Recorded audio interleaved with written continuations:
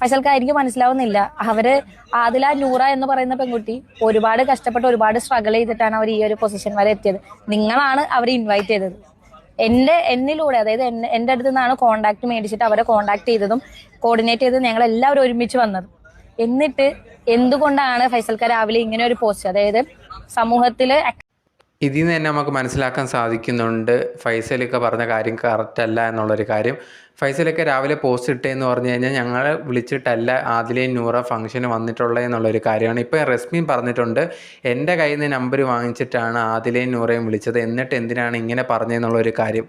ഇനി കുറച്ച് പേർക്കെങ്കിലും അറിയത്തില്ലെങ്കിൽ, കഴിഞ്ഞ ദിവസം ഉണ്ടെങ്കിൽ മലബാർ ഗോൾഡിൻ്റെ ഉടമസ്ഥനായിട്ടുള്ള ഫൈസലിക്കയുടെ വീടിൻ്റെ പാല് കാച്ചായിരുന്നു. അതിൻ്റെ ഭാഗമായിട്ട് കുറേയധികം പേര് പങ്കെടുത്തിട്ടുണ്ടായിരുന്നു. ആദിലയും നൂറയും പങ്കെടുത്തിട്ടുണ്ടായിരുന്നു.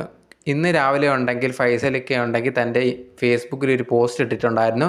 തൻ്റെ അറിവോടെയല്ല ഇവർ വന്നിട്ടുണ്ടായിരുന്നത്, അതുപോലെ തന്നെ ഇവരെ ഞാൻ ഒരിക്കലും സപ്പോർട്ട് ചെയ്യുന്നില്ല എന്നുള്ള രീതിയിലൊക്കെ പറഞ്ഞിട്ട് ആ ഒരു പോസ്റ്റ് ഇട്ടിട്ടുണ്ടായിരുന്നു. അതിനുശേഷം കുറച്ച് പ്രശ്നമായപ്പം അദ്ദേഹം ആ ഒരു പോസ്റ്റ് മുക്കുകയൊക്കെ ചെയ്തിട്ടുണ്ടായിരുന്നു.